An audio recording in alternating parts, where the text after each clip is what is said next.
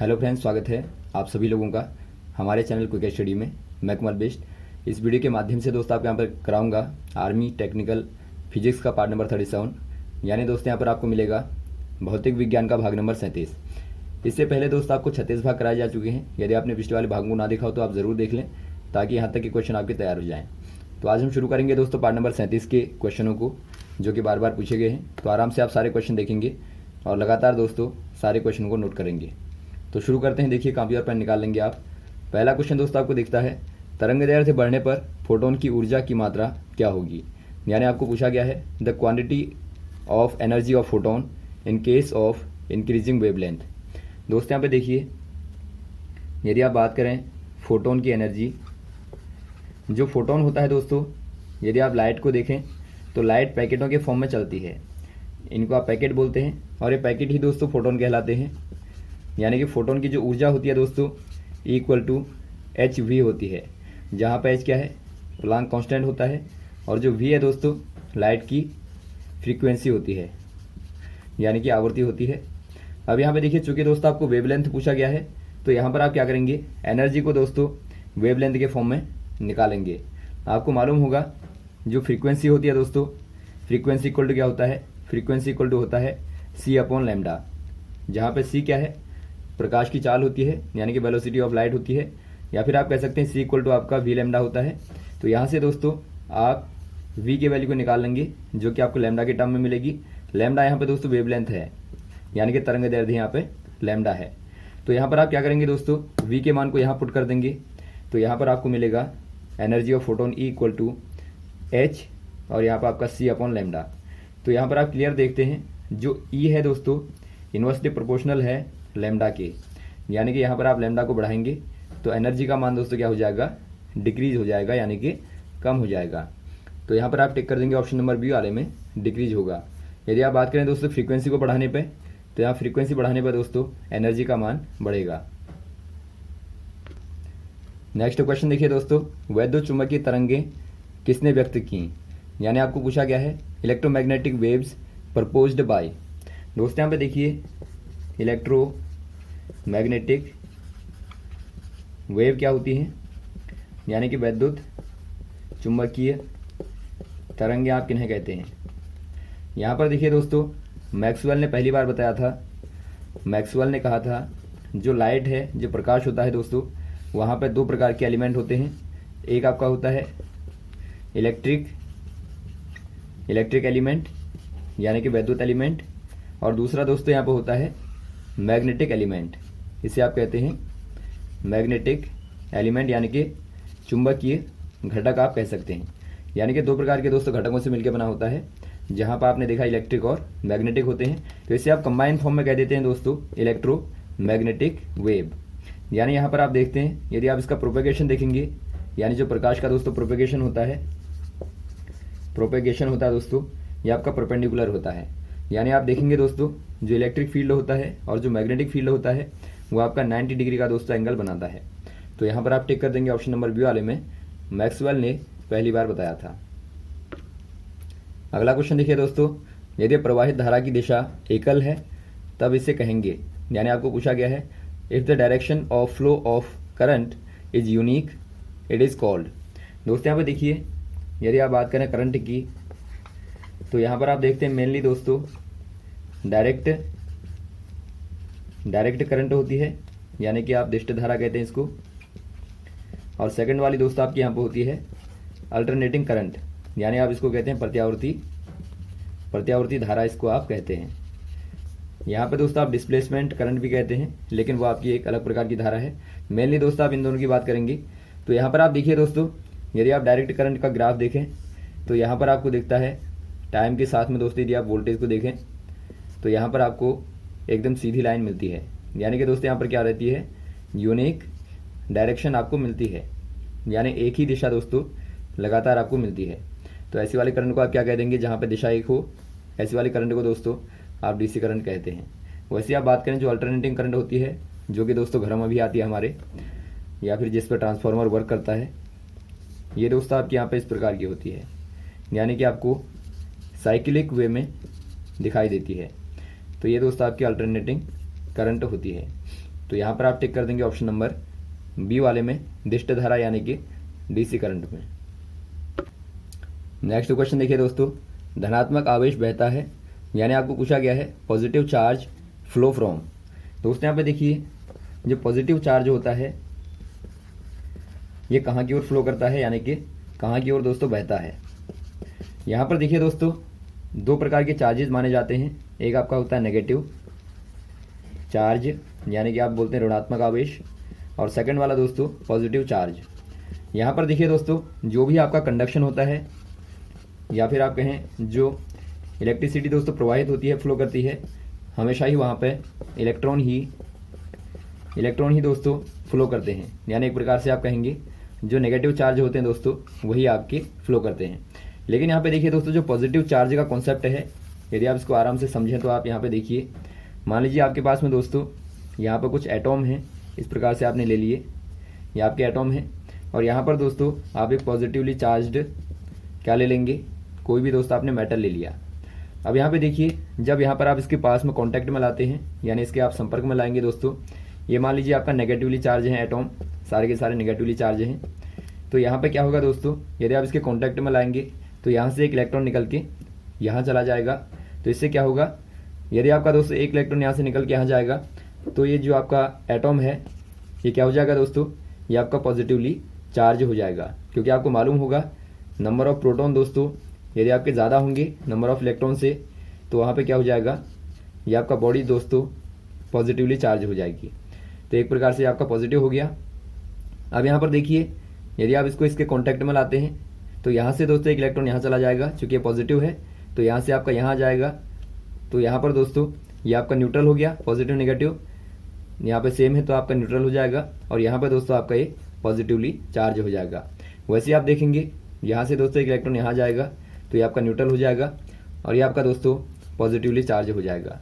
तो यहाँ पर आपने लगातार देखा दोस्तों, जो पॉजिटिव चार्ज था यहाँ से आपका लगातार यहाँ तक पहुँच गया, और नेगेटिवली जो आपके चार्ज हैं यानी कि जो आपके इलेक्ट्रॉन हैं दोस्तों वो लगातार आपके यहाँ से यहाँ, यहाँ से यहाँ, यहाँ से यहाँ, यानी कि आप देखेंगे इलेक्ट्रॉनों की डायरेक्शन दोस्तों आपकी यहाँ की ओर है, और जो पॉजिटिव चार्ज हैं उनकी डायरेक्शन यहाँ की ओर है।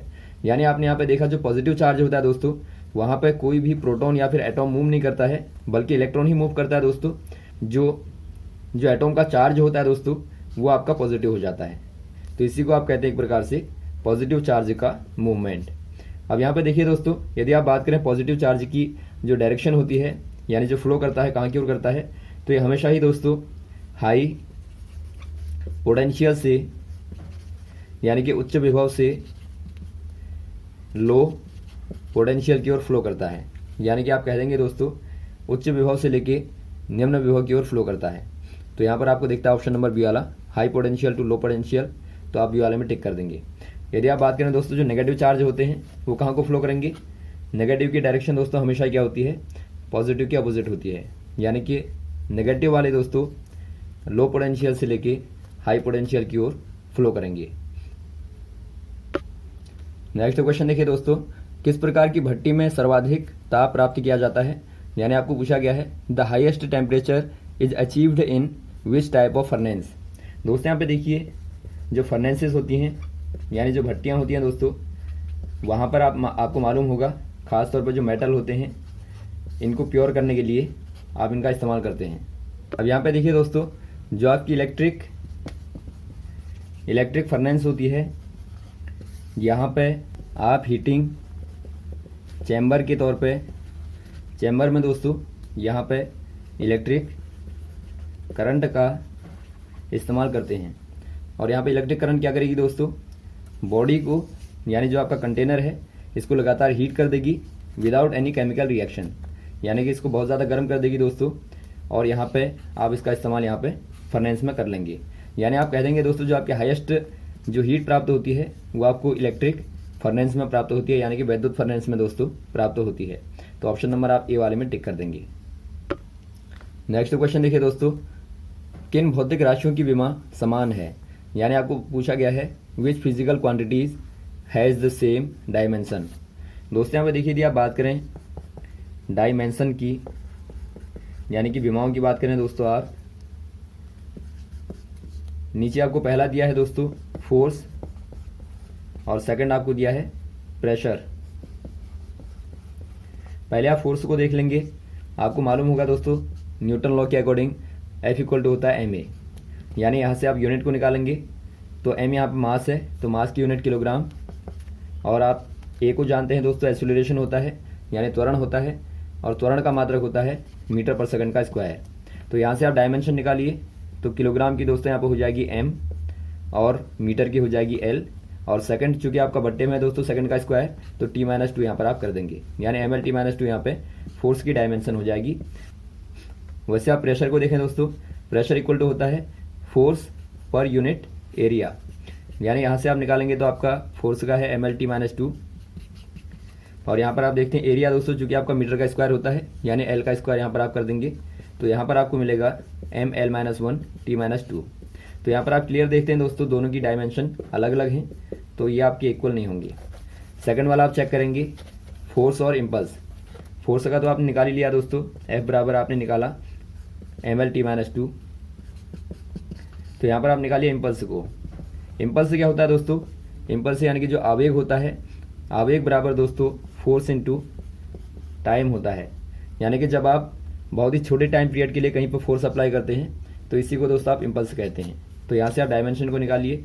F की डायमेंशन आपको मालूम है ml-2, और दोस्तों यहाँ पर T की डायमेंशन T है तो इक्वल टू हो जाएगा ml-1, यानी कि आप देखते हैं दोनों ही दोस्तों अलग अलग हैं तो ये भी आपके इक्वल नहीं है। वैसे आप थर्ड वाले को चेक करेंगे वर्क एंड टॉर्क। यदि आप देखें दोस्तों वर्क को तो वर्क W इक्वल टू क्या होता है दोस्तों, फोर्स इनटू डिस्प्लेसमेंट होता है। तो आपने फोर्स की निकाल ली ml-2, डिस्प्लेसमेंट होता है दोस्तों आपका, डिस्प्लेसमेंट दोस्तों यानी कि विस्थापन जो होता है एक प्रकार की दूरी होती है, यानी इसको आप L के द्वारा दिखाएंगे। तो यहाँ पर आप देखते हैं ml-2 t-2। वैसे ही दोस्तों यदि आप निकालें टॉर्क को, टॉर्क इक्वल टू क्या होता है, टॉर्क दोस्तों एक प्रकार का आघूर्ण है, इसे आप मोमेंट भी कहते हैं, मूवमेंट, या फिर आप कहें दोस्तों रोटेशनल फोर्स। यानी कि मान लीजिए कोई आपने यहाँ पे दोस्तों सेंटर पर बॉडी ली और यहाँ से दोस्तों आप R डेस्टिनेशन पे एक बॉडी को यहाँ पर घुमाते हैं इस प्रकार से, तो यहाँ पर जो फोर्स लगेगा दोस्तों इसी को आप टॉर्क कहते हैं। यानी कि टॉर्क इक्वल टू क्या होता है, टॉर्क टाउ इक्वल टू होता है दोस्तों फोर्स इनटू यहाँ से लेके यहाँ तक की जो डेस्टिनेशन है इसे आप रेडियल डेस्टिनेशन भी कह सकते हैं, यानी कि R कर देंगे तो यहाँ पर आपको मिलेगा F इंटू R। तो यहाँ से दोस्तों यदि आप डायमेंशन को निकालें तो यहाँ पर क्या मिलेगा आपको, देखिए F का दोस्तों क्या हो जाएगी, F की हो जाएगी ml-2, और यहाँ पर R दोस्तों चूंकि दूरी है तो इसका भी L होगा, तो यहाँ पर आप देखते हैं ml-2 t-2 यहाँ पर आ जाएगी, यानी दोनों की ही दोस्तों डायमेंशन बराबर है। तो यहाँ पर आप कह देंगे वर्क और टॉर्क की दोस्तों दोनों की सेम डायमेंशन होती है। तो ऑप्शन नंबर यहाँ पर आप टिक करेंगे सी वाले में, work and torque. Next question देखिए दोस्तों, किसी वैद्युत चुंबकीय विकिरण की तरंग दैर्ध्य न्यूनतम है, यानी आपको पूछा गया है which electromagnetic radiation has the smallest wavelength. दोस्तों यहाँ पे देखिए वेव लेंथ आपको बतानी है, यानी जो आपकी वेव होती है दोस्तों यहाँ से लेके यहाँ तक की जो डेस्टिनेशन होती है इसे आप कहते हैं वेवलेंथ लैम्डा। तो यहाँ पर देखिए जो इलेक्ट्रोमैग्नेटिक वेव है, इलेक्ट्रोमैग्नेटिक वेव आपने थोड़ी देर पहले पढ़ा था इसके बारे में। तो यहाँ पर देखिए दोस्तों शुरुआत आप करते हैं गामा से, गामा हो गई, और बाद में आपकी आती हैं दोस्तों एक्सरे, बाद में आपकी आती है यूवी रे, बाद में आपका आता है विजिबल यानी कि दृश्य प्रकाश, बाद में आपका आता है IR यानी कि अवरक्त प्रकाश, बाद में दोस्तों आपकी रेडियो वेव यहाँ पर आती है। अब यहाँ पे देखिए दोस्तों जो रेडियो वेव होती है इसकी मैक्सिमम क्या होती है, मैक्सिमम वेव लेंथ होती है, और मिनिमम दोस्तों फ्रीक्वेंसी होती है, यानी कि उच्चतम तरंग दैर्ध्य होगी और न्यूनतम दोस्तों आवृत्ति होती है। वैसे आप गामा को देखें दोस्तों तो गामा की मिनिमम होती है वेवलेंथ, यानी कि कम से कम दोस्तों तरंग दैर्ध्य होती है, और मैक्सिमम क्या हो जाएगी दोस्तों, फ्रीक्वेंसी हो जाएगी, यानी कि आवृत्ति हो जाएगी। क्योंकि आपको मालूम होगा जो फ्रीक्वेंसी होती है दोस्तों इन्वर्सली प्रोपोर्शनल होती है वेवलेंथ के, यानी यहाँ पर वेवलेंथ बढ़ेगी तो फ्रीक्वेंसी यहाँ पर डिक्रीज हो जाएगी। तो यहाँ पर आप टिक कर देंगे दोस्तों, कौन सा वाला आंसर हो जाएगा। यहाँ पर आपको चूंकि पूछा गया है मिनिमम यानी स्मॉलेस्ट, तो यहाँ पर आप कह देंगे गामा की दोस्तों कम से कम होती है। तो ऑप्शन नंबर यहाँ पर आप टिक कर देंगे ए वाले में। नेक्स्ट क्वेश्चन देखिए दोस्तों, किस प्रक्रम में आंतरिक ऊर्जा नियत रहेगी, यानी आपको पूछा गया है in which process internal energy of a system remains constant. दोस्तों यहाँ पे देखिए, यदि आप बात करें थर्मो डायनेमिक सिस्टम्स की, तो यहाँ पे देखिए दोस्तों जो आपकी ऊष्मगतिकी प्रक्रम होते हैं, इनमें से दोस्तों पहला आपको दिया गया है आइसोथर्मल। आइसोथर्मल कहने का मतलब है दोस्तों समतापीय। समतापीय कौन सा वाला प्रक्रम होता है, जहाँ पर दोस्तों आप सिस्टम में जो टेम्परेचर होता है इसको आप कांस्टेंट लेते हैं। कांस्टेंट कहने का मतलब है change in temperature equal to zero, यानी कि टेम्परेचर में दोस्तों यानी तापमान में कोई भी परिवर्तन नहीं होगा। तो ऐसे वाले केस में क्या होता है दोस्तों, यहाँ पे आयतन में यानी कि V में और P में दोस्तों यानी प्रेशर में आप चेंज करके कार्य को करते हैं। तो यहाँ पर देखिए दोस्तों, यदि आप बात करें in case of idol gas, यदि आपने दोस्तों आइडल गैस को लिया तो ऐसे वाले केस में क्या होता है, जो टेम्परेचर होता है दोस्तों डायरेक्टली प्रोपोर्शनल होता है इंटरनल एनर्जी के, यानी कि जो आपका तापमान होता है वो दोस्तों आंतरिक ऊर्जा के अनुक्रमानुपाती होता है। तो यहाँ पे यदि देखिए आपने टेम्परेचर को यहाँ पे कांस्टेंट किया है, चूँकि आपका आइसोथर्मल प्रोसेस है तो यहाँ पर टेम्परेचर आपका कांस्टेंट है यानी कि नियत है। तो यहाँ पे जो आंतरिक ऊर्जा हुई दोस्तों ये भी क्या हो जाएगी, एक प्रकार से कांस्टेंट हो जाएगी, यानी कि change in internal energy equal to क्या हो जाएगा, जीरो हो जाएगा। तो यहाँ पर आप कह देंगे दोस्तों जो आइसोथर्मल वाली प्रोसेस होती है वहाँ पर इंटरनल एनर्जी क्या रहती है, कांस्टेंट रहती है। इसको आप ऐसे भी देख सकते हैं, यदि आप आइडल गैस के लिए देखें दोस्तों पी बी इक्वल टू क्या होता है, NRT होता है। यहाँ पर चूंकि आपका T कांस्टेंट है, T आपका चूंकि कांस्टेंट है तो पी बी इक्वल टू आपका कांस्टेंट हो जाएगा, यानी कि P1 V1 इक्वल टू दोस्तों आपका P2 V2 होगा। तो यहाँ पर आप टिक कर देंगे आइसोथर्मल, यानी कि समतापी प्रक्रम में दोस्तों आंतरिक ऊर्जा नियत रहती है। नेक्स्ट क्वेश्चन देखिए दोस्तों, यदि एक वस्तु के संवेग को 50% बढ़ा दिया जाए तो इसकी गतिज ऊर्जा में कितनी बढ़ोतरी होगी, यानी आपको पूछा गया है if the momentum of the body is increased by 50% how much will it's kinetic energy will increase. दोस्तों यहाँ पे देखिए, यदि आप बात करें काइनेटिक एनर्जी की तो ये आपके यहाँ पर होती है 1/2 mv²। यदि आप बात करें मोमेंटम की, यानी जो आपका संवेग होता है P इक्वल टू दोस्तों mv होता है। तो यहाँ पर देखिए दोनों में रिलेशन क्या होता है दोस्तों, काइनेटिक एनर्जी इक्वल टू होता है 1/2, यहाँ पर आप कर देंगे दोस्तों P²/m, चूँकि आप यहाँ पे ऊपर नीचे m का गुणा कर देंगे तो यहाँ पर आपको क्या मिलेगा, यहाँ पर आपको P²/m मिलेगा। यानी कि दोस्तों इनिशियली आपकी जो काइनेटिक एनर्जी है वो आपने देख ली P²/2m है। अब यहाँ पे देखिए जब आप मोमेंटम में इंक्रीमेंट कर देंगे दोस्तों, यानी कि बढ़ा देंगे इसको 50%, तो ये क्या हो जाएगा, ये आपका हो जाएगा 150 गुणा P/100, यानी दोस्तों आपका यहाँ पर हो जाएगा ये 1.5 P। तो यहाँ पर आप सेकंड वाले केस में क्या रख देंगे दोस्तों, सेकंड वाले केस में काइनेटिक एनर्जी को कर देंगे आप P के स्थान पे 1.5 P का स्क्वायर बट्टे 2m। तो यहाँ पर आपको मिलेगा 2.25 स्क्वायर करने पे और P² अपनी जगह पर आएगा बट्टे 2m। अब यहाँ पे देखिए दोस्तों, पहले वाली कंडीशन में जो आपकी काइनेटिक एनर्जी थी वो थी P²/2m, और सेकंड वाली कंडीशन में काइनेटिक एनर्जी क्या हो जाएगी दोस्तों 2.25 P²/2m। तो यहाँ पर आप यदि निकालें इंक्रीमेंट को, यानी कितनी बढ़ोतरी हुई, तो आप दोनों को दोस्तों क्या कर देंगे, दोनों को आप सबट्रैक्ट कर देंगे। तो यहाँ पर आपको मिलेगा equal to 2.25 P²/2m minus P²/2m। तो यहाँ पर घटाने पर दोस्तों आपको मिलेगा 1.25 और P²/2m, यानी यहाँ पर आप देखते हैं दोस्तों 1.25 यहाँ पे इंक्रीज हो जाएगी। तो ऑप्शन नंबर यहाँ पर आप देखते हैं बी वाला 1.25, यहाँ पर दोस्तों आप टिक कर देंगे। यदि आपको दोस्तों प्रतिशत में पूछा जाता है तो वहाँ पर आप 100 का गुणा कर देंगे, तो यहाँ पर आप टिक करेंगे ऑप्शन नंबर बी वाले में। तो यहाँ तक के क्वेश्चन को दोस्तों आप तैयार कर लें। उम्मीद है आपको क्वेश्चन अच्छे लगे होंगे। यदि आपको दोस्तों कोई कन्फ्यूजन हो तो आप कमेंट बॉक्स में कमेंट करें, और यदि आपको वीडियो पसंद आया हो तो आप ज़रूर लाइक करें, शेयर करें, ताकि इस प्रकार की वीडियोज़ आपको लगातार मिलते रहें। Okay, thanks. जय हिंद, जय भारत।